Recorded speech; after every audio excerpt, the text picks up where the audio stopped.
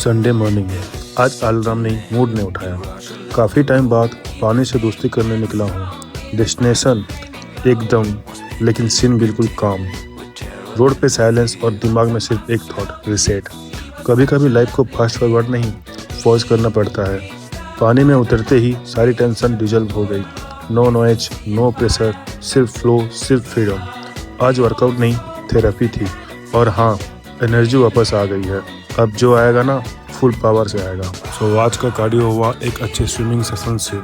सुबह फ्लो में था, शाम आयरन से टकरा गया, स्क्वाट बेंच डेडलिफ्ट। बाकी स्टोरी देखते रहो, स्टे ट्यून्ड।